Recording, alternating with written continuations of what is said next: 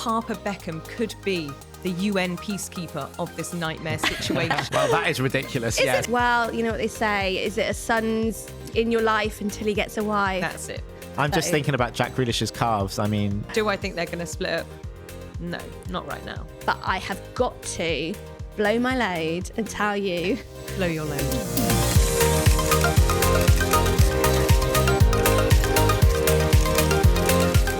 This is the Showbiz Fix, where we will be taking you behind the scenes of our biggest scoops here at The Sun, with some exclusive extra gossip and a rundown on everything you lot are loving this week.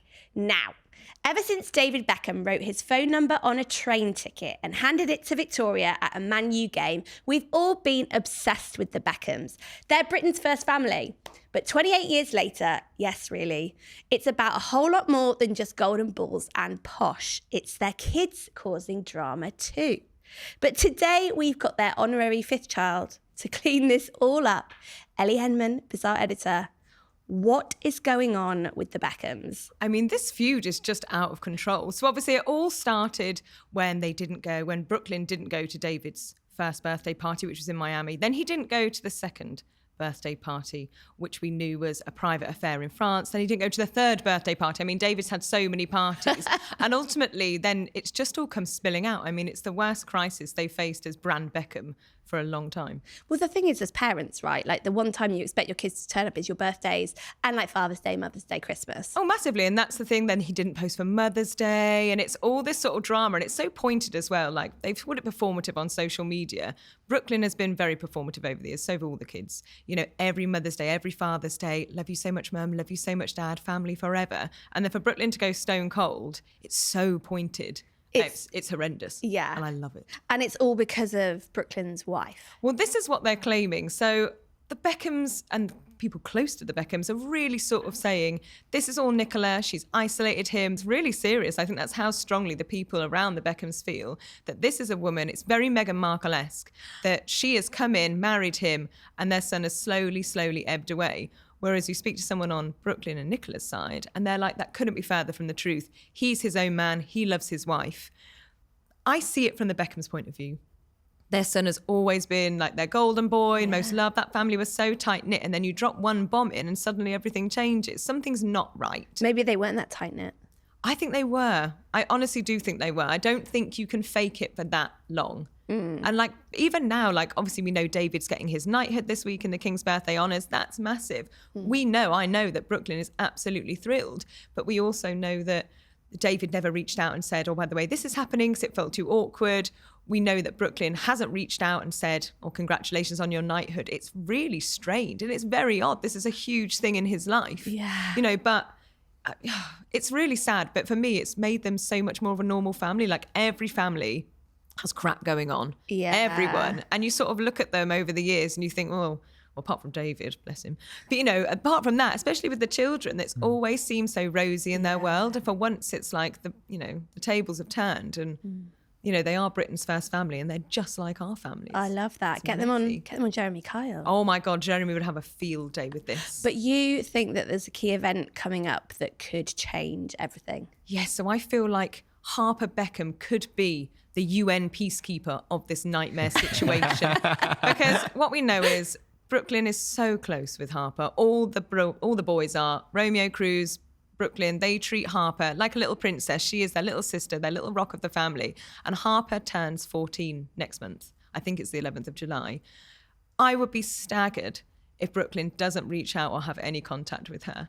Because there's so many mixed messages and so many reports. I think there was a piece in Page 6 yesterday which said he didn't want any contact with his family. Yeah. But in the same piece, the briefing was so strange because it came back and going, oh, that's absolutely not true. This is a spun narrative. It's not the real thing. So I feel like for Harper, this could be the key to turning things around for the Beckham family and slowly bring Brooklyn back into the fold.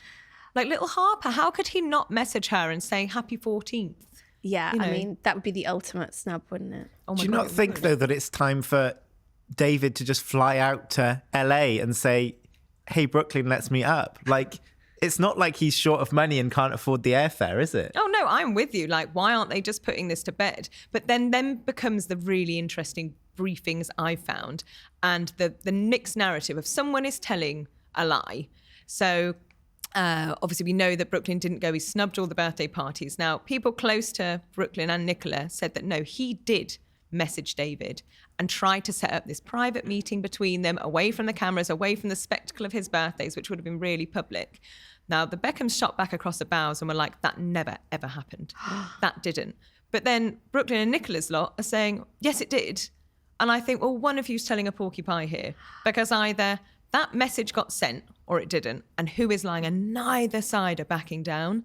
Neither side. So, Ellie, you put these stories to the either side and you wait to hear back from one side and then from the other. What do you do when they're both saying different things? It's really difficult. We just have to balance it. My job is literally to report what we understand and what we're told. I obviously put every single claim that we write in pieces to respective camps. Yeah. And what narrative they come back with, we write around those narratives. And obviously there are two very different sides and very different opposing views. And the jolly game is trying to keep everybody happy. Because if you're writing, say, a roundabout feature on it and it seems too pro one side, and this is not just the Beckhams, it's anyone, as you'll well know, it's trying to balance and keeping them both happy. Why have you included this still? Is something I always get. That's not true. And I'm like, but I have to include it because it's their truth and it's what they're saying. Yeah. So if you read a lot of the Beckham pieces recently, especially by Clemmy Moody, our amazing boss, who has the most amazing inside track on the Beckhams and has broken massive stories about them in her 20 years. They're fascinating to read because you can see the in and out, and how she's carefully crafting these pieces to desperately try and keep everyone happy. Yeah. But I mean, to be a fly on the wall. Hal, who do you believe? I think it is that thing that it's not black and white, is it? It's not cut and dry. Yeah. I think it's so hard because people take different things to heart. And I guess, how David and Victoria see the situation might be very different from how Brooklyn and Nicola perceive it, Mm-hmm. So I think, David and Victoria might have got upset about one thing that Brooklyn and Nicola don't really understand why they'd be upset about that, but they're upset about something else.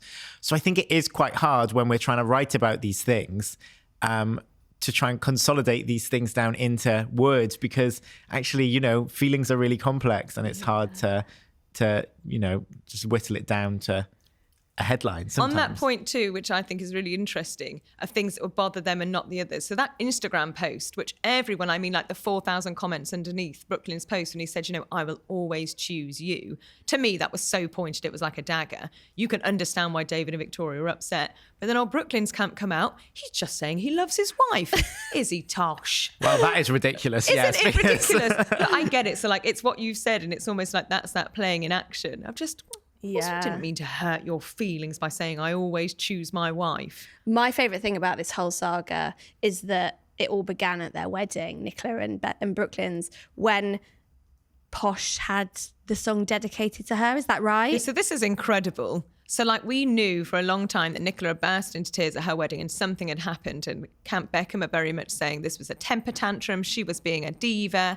The other side are saying, well, no, actually, it's because Mark Anthony went up on stage. That was the wedding gift from the Beckhams to them, was Mark Anthony will sing at your wedding. I mean, what a treat. He was going to sing the song for the first dance. That was right. Yeah. And he came on. So they did the father and daughter dance. They did the bride and groom dance. And then when it came to Victoria's dance with Brooklyn, which is very American tradition, Mark Anthony went up on the mic and just said, let's take a moment for the most beautiful woman in the room, Victoria Beckham. At which point, allegedly, Nicola burst into tears and stormed out the room. So they're saying it was the most hurtful thing they could do. It was so insensitive. It felt very strange. It was really awkward. And obviously, poor Nicola's then spending her wedding day, crying into her ivory gown. Not Victoria Beckham, as we all know. Yes. To add. But then she started it. The Beckhams camp are coming back and saying, no, she's just being a diva. This was a completely normal tradition. No one knows why she threw her toys out of the pram. So all of this is really aimed at Nicola. She is being held up as, the poison chalice in all of this. I'm sorry. I really love my mother-in-law. But if at my wedding it had become all about her, I'd have probably had a bit of a diva strop. Definitely. There's that amazing viral meme of that mum on the internet that overtakes her son and daughter's gender reveal. Yeah. And she jumps on her and the woman is outrageous. She's furious at her, and I'm like, I'd be the same. Well, you know what they say, is it a son's in your life until he gets a wife? That's it. Exactly that, the old fable. Yeah, but then there's also happy wife, happy life, so... I'm not being funny. If I was Brooklyn, I pick Posh and Bex. Yeah. That lifestyle. Go for the bank balance. Exactly. Although actually, Nicola Peltz is a billionaire. So Exactly. I think he's following the money, Someone get Jeremy Kyle on the phone and let's sort this out. that would fix everything. Okay, so now we're going to move on to the annual fight to become temporarily Britain's favourite couple, Love Island. Oh, I thought we were still talking about Brooklyn and Nicola and Posh and Beck. No, they've lost that fight. Have you guys been watching? I have. Thoughts? I'm enjoying it so far. I mean, I just think it's nice when it comes back on because summer's finally arrived. True. It's like the Coke adverts in Christmas. Yes, exactly that, right? And I just know that the hot weather's going to be coming, and that makes me happy. It's like, just association. Yeah. Ellie, you watched the launch, didn't you? I did watch the launch. You were launch texting us. and actually accidentally got really into it because I can't watch it because I think it's drivel. But oh my gosh, the launch night, I was so into it. Like Shakira, I'm obsessed with. Yeah. And then this morning I caught a bit of morning telly and they were really into Shakira too. Because I was like, who in Burnley has a baby and just goes, Shakira.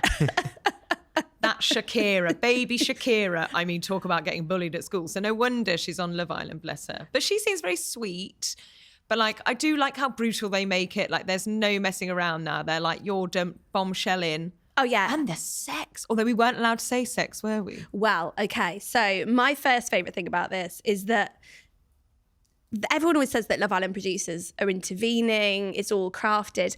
At what point would Love Island bosses want their star character, their main character, Sophie, to be out first? Like, she was the one that they were, putting on a platform, ready for like Lorraine and all that kind of thing. She was the new Katie Piper. She'd done loads of work about her burns, tragedy in her past and all that kind of thing. Out first. Incredibly embarrassing. But for me, I'm like, it's real, guys. That means it's real. Oh my God, totally. There's no mixing with this. I think, they get an unfair rap. But it's amazing telly. And obviously they follow the best storylines and things are ramped up and heightened. But obviously, of course, it's heightened. If you stuck us three in a room for a week, we'd get testy.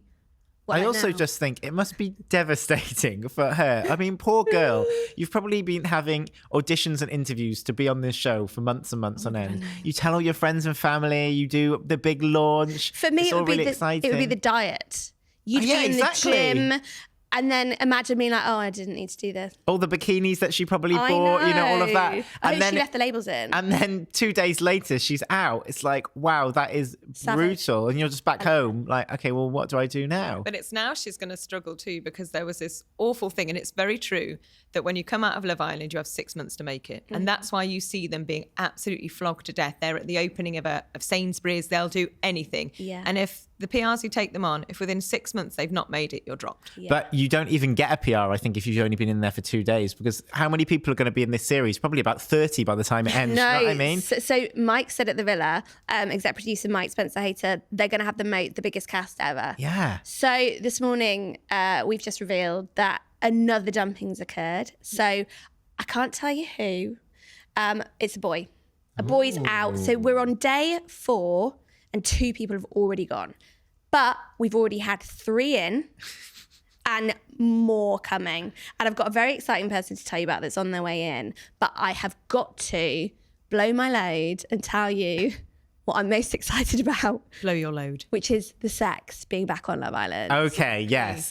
Let's talk. Oh my God. So they all go into the villa on Saturday, right? They meet each other. They do all that like bit by the pool, swapping couples, pulling for a chat, etc., etc. 56 hours later, 2 of them spend the night in the hideaway. But it's about time we had some sex on Love Island because they've been a bit bloody sexless. I mean, I know I don't watch it, but if I was watching, I'd want a bit of sex. Oh my God. I mean, call me a voyeur, but I was like, this is the best thing that has happened to Love Island in ages. Because look, everyone always harks back, don't they, to that Love Island when, Terry and Emma were busy cowgirling on top of the sheets and Zara Holland with that blue moment that saw her stripped of her crown. Like, those were the glory days of Love Island, right? Yeah. That was such a harsh overreaction as well, stripping her of her crown, as if like a Miss Britain doesn't have sex. I know, God forbid. Newsflash. Yeah, newsflash, people have sex. Now, I mean, look, we are expecting, they are so far behind in terms of real life versus what we see on the show. We're still on Monday as far as the episodes are concerned. Wow. We've not even got to Monday night. So tonight, we might see Helena and Harry in the hideaway. But I'm putting my money on the fact that it's going to be the usual tangled foot, maybe a bit of a wobbling champagne bucket. We're not going to see anything like we did back in the day. Is that right? What do you think in today's day and age? I think it probably is right. I mean, there's definitely places online you can go to if you need to watch that stuff flick. I wouldn't know about that. But I mean, yeah, it's hard because, you know, people are going to come out of this show. Their parents are watching, their families are watching. Do we need full frontal sex on TV? Probably not. Yes. But you need to actually know whether it's happened or not, really, I think. And that's the issue, you know, is if it's left so ambiguous that you don't have no idea what's happened, then why are we watching this TV show, you know? But that's the thing, it's a very fine line, isn't it? Because there is a massive duty of care, which absolutely there should be. And ITV have worked so hard to make that happen. But because imagine if you're in there, you lose sense of self, you forget the cameras are on you because they absolutely will. They're blown away by it. You do something, it's shown on telly, and then you really regret it. So I think ITV are trying to cut that line between what will they regret and what will they won't. So a tangled foot, as you say, you know, Ian doing some double entendres. Yeah. It's enough. But it has to be, you know, the whole point of this show is a bit like you're on a girls' trip away and you're trying to find out what the gossip is, you know? And if you're away with your mates and someone goes off with a guy or whatever, you want to know what happened afterwards. So, you know, that is the thing. You need to be at least told what's gone on, even if it's in those sort of double entendres the next morning on the little balcony bit, you know? Yeah. We did bits. Yeah. So Shakira. Do you know what I think about this is? It's Love Island. Everybody knows that the whole premise of the situation is you hook up, you hang on, and you hope to reach that final. And part of that, part of normal human relationships is physical contact, be it going all the way. And I think that they should make that a lot more of a part of the action, because it's weird to pretend that these people are falling in love without there being any physical contact. It's almost making sex a taboo by not showing that normal behavior, right? And let's face it, a lot of them will be having one night stands on the outside. Honestly, a bombshell arrived last night, Howell. You probably haven't caught up with this yet, but like he said, one of the first things he said, that his biggest secret is that he had sex with 5 girls on one night. Oof. But I was like, imagine walking into a room and the first thing you say to people is like, guys, sex with 5 girls in one night. It's not really a selling point, but... Is that a sleigh? No. Next thing I'm really excited about, I've got to tell you. We love someone that has been linked to a footballer, right? Mm-hmm. Now, I can reveal that someone who has been linked to Jack Grealish is heading into the villa. This is Sasha Abwood's worst nightmare. Gosh, exactly. So poor Sasha, side note, she's at home with this baby and Jack's constantly linked to people. But basically, this girl, Emma Silverton, earlier this year, she was leaving the Chiltern Firehouse at the same time as Jack. Oh, she's one of the party girls. She is incredible. Like, go on her Instagram, because she is like, there's no clean living with this girl. It's like cigarettes, it's champagne bottles. But basically, they were leaving the Chiltern Firehouse all together. And I'm going to read this to you because it makes me laugh so much. Jack, seeing the cameras, goes, "She's not with me." And then she's like, "Are you guys coming or not?" And then she gets in the taxi. The guy that Grealish is with, I think it was another footballer, says to the cab driver that they get into, "Follow her cab." And all of this was caught by the cameras. So look, we're not saying that Jack did anything, but certainly he's got a bit of a rep for being a party boy. He's sort of, you know, been out on the town, and they probably just had a lovely chat and they carried on for an after party somewhere. But his lawyers are going to be watching this so carefully. It's like when Lauren Goodman went on this morning to spill all on Kyle Walker, and in the end they had to pre-record it because it was too legally difficult to do it live. And then ultimately, when it came down to the final edit, if you watch it back, she actually says nothing, because nothing she said, the lawyers would let go. So I'm if I was absolutely Jack obsessed with it. Grealish's lawyers, would be on notice. Are there any guys in the villa who are going to live up to Jack Grealish's reputation? we've got 3 semi-pro footballers, Oh, God. but they also have jobs like scaffolders, commodities trader, and that sort of thing. I'm just So- thinking about Jack Grealish's calves. I mean, you know, I want to see if there's any rivals to the calves. Maybe they can do that as a task where they measure some calves or something. I don't know. That's the content you're looking for. on Yeah, the I think internet. so. Yeah. Leg feet. Right, let's talk about some actual celebrities. Hal, Oh, yeah. you are fresh off the plane from Miami, baby. I am. God, that feels showbiz, doesn't it? You know? Yeah. What says showbiz like fresh off the plane from Miami? Because you were there with, drumroll, Shakira, not the Love Island one, but the actual one. Actual Shakira. Actual. This is the coolest thing. Yeah. So you were there because... So Shakira is on a tour at the moment, and she is in really a career revival. You know, she had all this stuff the last few years. She split from Gerard Piqué, very highly publicized split, but she's really come back off that, and she, you know, has made loads of music, which is kind of pointed at him. And also she had her whole tax trial scandal in Spain where she was accused of not paying her taxes. And anyway, that all got settled in November 2023. Now she is back, better than ever. She's been on this tour of South America, and it's now in North America. It is the #1 female tour of the year so far, beating Gaga, beating Beyonce. It is massive. You know, she's really sold millions of tickets, millions of pounds at the box office. It's huge. So she's now on the North American leg, and she did 2 nights in the Hard Rock Stadium in Miami on Friday and Saturday night. Wow. And it was crazy. So I went there. I went backstage. I had dinner in her catering area. I had a snoop around there. Wait, what did you eat? I had a very boring Peruvian chicken. Well, that was nice. It was nice. But I was, you know, didn't really... Was it a bit of a splash out. Nando's vibe? It was really nice, succulent chicken, and I had some salad. That was as far as I went. It wasn't that exciting. Okay. But there was some nice options in there. And there was actually a whole table of cakes. And I was like, there's no way she's touching that. Like, there's no chance. Oh, my God. So then I watched the show. The show was spectacular. And then I spoke to her afterwards, and she said the tour is coming to the UK next year. So that is amazing. exciting. What is she like? Yeah. She is gorgeous. She's ethereal. She's beautiful. And the thing that I just still cannot get my head around is, so it's in Miami, right? The show's quite late at night. It's like 10:30. I'm there just dancing in the audience, sweating. It was so hot. It was like 30 degrees. She is running up and down the stage. She has this like long catwalk. She's dancing. She's doing everything, singing. Not a bead of sweat on her. I'm like, I do not understand how this happened. I met her afterwards. Just looks like she just sort of walked out of the house, like nothing crazy. It was wild. Yeah. And the other thing is she just looks so young. She is now 48 years old. No, she's not. And she looks in her 20s. Honestly, it's wild. Also, she's had kids, right? She's got 2 kids, yeah. And Boys. she's obviously had a stressful few years. Yeah. She looks incredible. She's radiant. She's amazing. And you know, there's lots of celebrities who you can say, oh yeah, they look young, but you can also tell they've had work done, you know? Yeah. Or they suddenly, you see them and you're like, oh wow, Christina Aguilera suddenly looks really different. Yeah. Whereas Shakira, I think, you look at pictures of her 20 years ago, she looks exactly the same now. I'm obsessed. I don't know what she's done, but whatever it is incredible. But Shakira's like one of a whole girl gang of people who are taking over this summer, right? So you are big on the girl gangs, aren't you? I'm big on the pop girls, yeah. And actually, I was kind of annoyed because this weekend in Miami really clashed because it was Primavera. It feels like this was the big festival of the year because of the headliners. It was Charlie XCX, Chappell Roan, and Sabrina Carpenter. I mean, basically the 3 biggest pop acts of the last year. So they were the 3 who were meant to be at the Brits.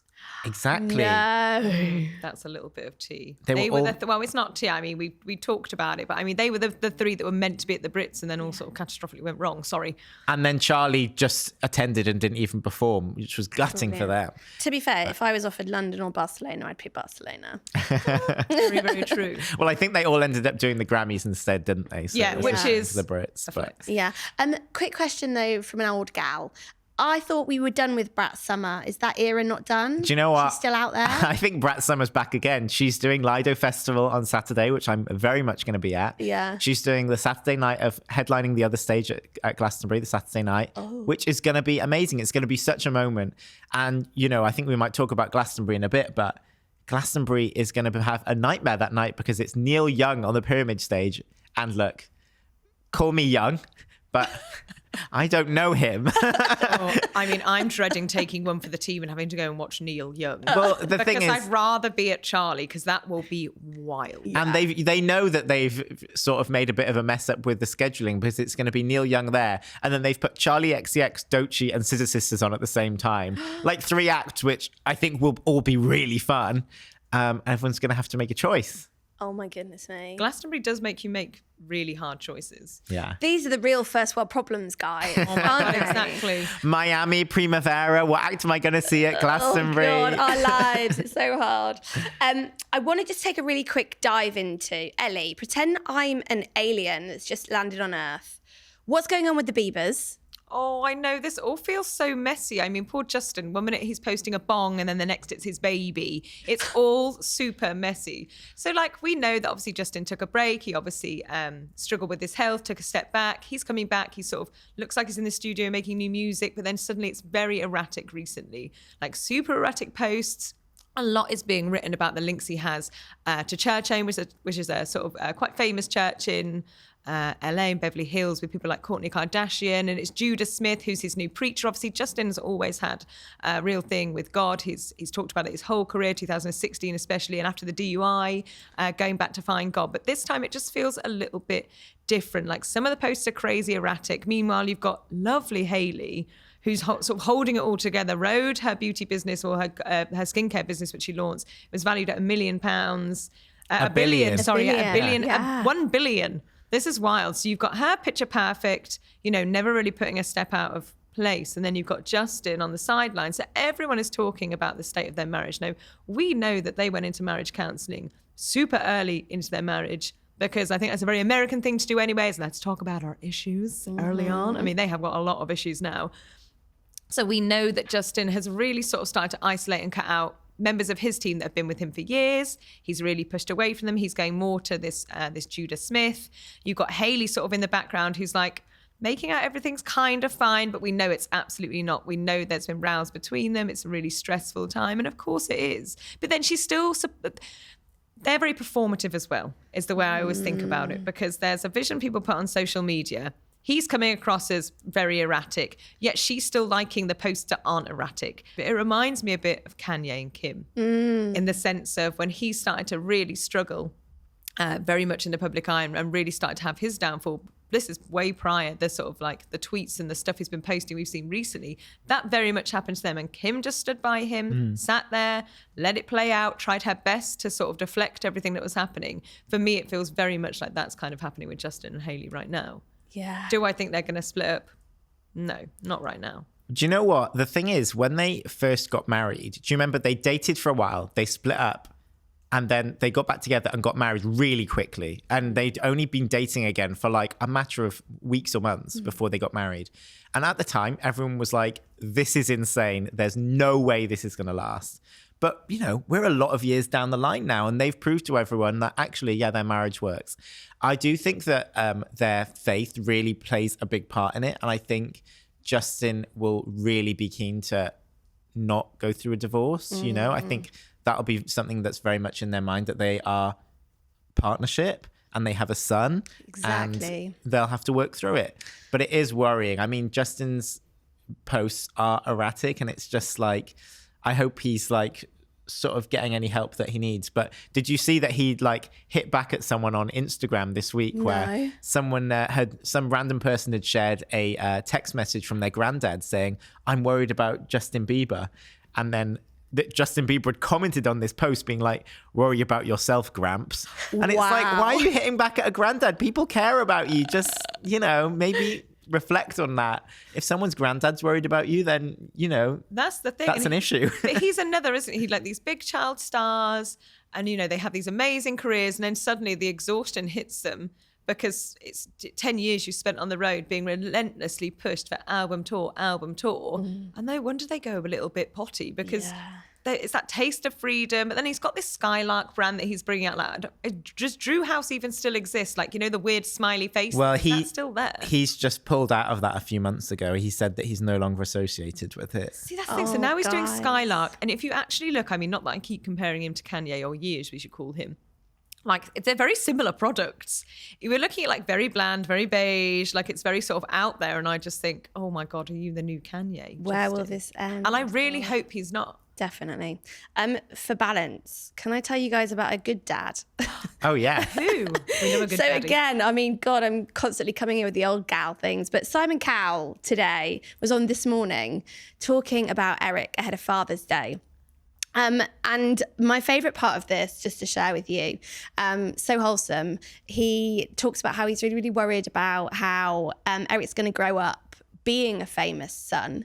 You know, how is he going to have normality as he grows up, all that kind of thing. But also my favourite bit, he said that if Eric wants to be a singer, but he's rubbish, he will tell him. He did say he's great at drumming, so he might try and make him the next Travis Barker, maybe. Could be the next Ringo Starr. Exactly. You never know. Right, now I want to hear about all the things that this week you are binning and binging. Ellie. So I'm binning weight shaming. I honestly think we should have left that in the noughties. There are so many articles at the minute, especially like the Osbournes. Look how thin they all are. Who cares? If you want to be fat, be fat. If you want to be thin, be thin. Agreed. Hard yes to that. Hard yes, indeed. Binging. Clarkson's Farm. Oh, all you'll see in the evening is me hold up. That's why I'm not watching Love Island. I'm just watching Prime Video's Clarkson's Farm. It's absolutely amazing. What's your favourite bit? So far has been them getting the bull end game. But I feel like there's like, I know I've read a lot of stuff in our paper about this, so I try not to read too much, so I don't want there to be spoilers. But at the minute, end game has just come to the farm and I love him. Wholesome vibes. Howell. Binning. I am binning Ordinary by Alex Warren. It's been number one for 12 weeks and I am bored of it. I didn't think it was that good a song to begin with, and I do not want this to be the song of the summer. So if we could get something else, that would be great. I'm really hoping that Sabrina Carpenter's Man-Child goes number one, just so that we can have something fresh. Because, yeah, I'm tired of it. The Associate Bazaar editor has spoken, everyone. So there we go. And you're binging. I am binging Glastonbury Rumours because there's something like 56 TBAs on the Glastonbury lineup this year. That's loads, right? That is a lot, way more than there's been in past years. And one of them is, well, actually, this isn't a TBA. It's a secret name, is Patchwork on the Pyramid stage, which we think is Pulp, which will be amazing. Ooh. This was Howell's great story. It's definitely Pulp. And Foo Fighters did a slot on the Pyramid stage in 2023 under the name The Churn-Ups. And it's just like, you know, a fun thing that Glastonbury does where they put a random name on and it's a big act. That's so fun. And before it starts, it's this whole big detective of who's in the country, who's got a gap in their tour. Exactly. And it looks like Haim are going to be on the Park stage as well. So that will be fun as well. Yes, more pop girlies. Okay, so I am binning the fact that now apparently you have to buy a whole new wardrobe just to attend a concert. This Cowboy Carter situation, none of these girls are going to wear this Shein cowboy boots again. I've never seen some of these people wear anything like that before. Look, I'm all for having fun at an event, and I get that that sometimes means a theme or a bit of a costume. I went to Pitbull this week, and the bald caps, it's a $5. It's fine. But like, people are spending so much money on these outfits they're never going to wear again. What happened to just going in what you're comfy in? It's all going into landfill as well. Exactly. Well, I'm going to Cowboy Carter tonight and I haven't decided what I'm wearing yet. So I'm a bit terrified I'm going to be the only one there, not in a cowboy hat and denim chaps, but we'll see how we go. I went to review that show and I was the only person dressed normally. Oh, yeah, dear. like, you know, you listen with your ears, not with your outfit, right? Anyway, I worry it's for the Insta pics, but that's a conversation for another day. I'm binging Treatment Transparency.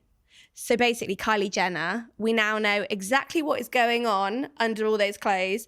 Let me just read this out for you. 445cc, moderate profile, half under the muscle, silicone, Garth Fisher, her surgeon.